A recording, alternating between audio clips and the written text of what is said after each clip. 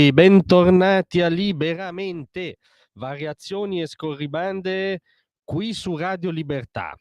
Allora, da queste parti, per carità, raramente gioiamo delle disgrazie giudiziarie di qualcuno, ma comunque ci tocca riferirvi una delle notizie di giornata. Francia, Sarkozy condannato a 5 anni, sarà incarcerato. Il Tribunale di Parigi ha infatti condannato l'ex presidente francese appunto a 5 anni di prigione perché lo ha dichiarato colpevole di una delle gravi accuse che si muovevano nel processo per presunto finanziamento illecito della sua campagna elettorale da parte del governo di, rullo di tamburi, Muammar Gheddafi.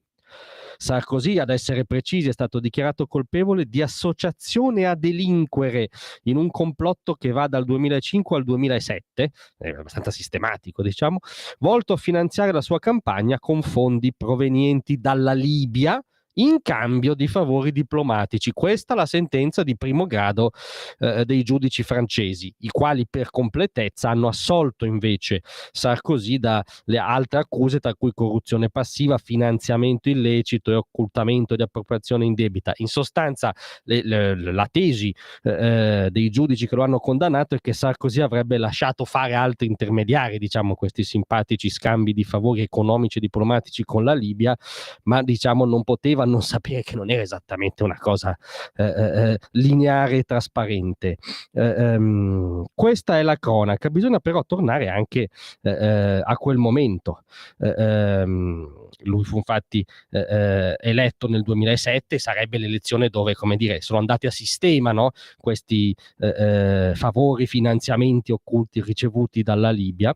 Le accuse risalgono al 2011 e in quell'anno anche un'agenzia di stampa libica e lo stesso Gheddafi affermarono che lo Stato libico, scusate, libero lo era poco, aveva segretamente versato milioni di euro nella sua campagna elettorale. Allora, a noi anime semplici sorge spontanea una domanda, diceva quello.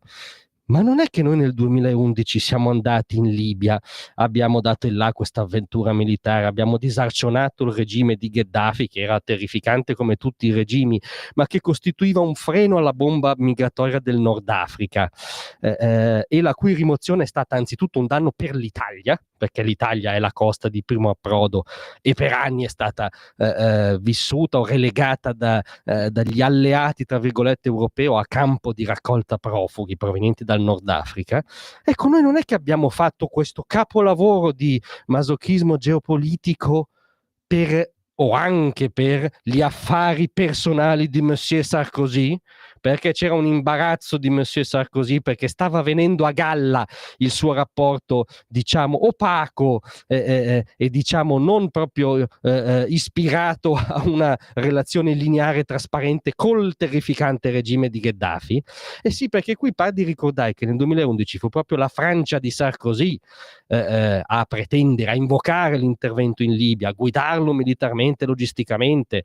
Gli Stati Uniti di Obama si accodarono perché a Obama comunque aprire scenari bellici a caso senza una ragione strategica piaceva molto, cioè aveva questa passione, però si accodarono di malavoglia, non era una priorità per loro, no?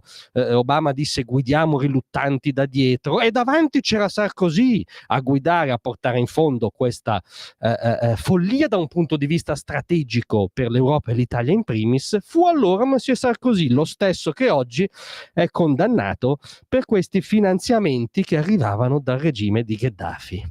E allora, scusate, la domanda va reiterata e risorge spontanea. Noi andammo in Libia facendo oggettivamente, visto la storia come si è evoluta successivamente, un danno agli interessi nazionali italiani per gli affari del marito di Carla Bruni, per gli affari di Monsieur Sarkozy? Se è così, quella storia a posteriori risulta ancora più indifendibile. Grazie a tutti, a domattina.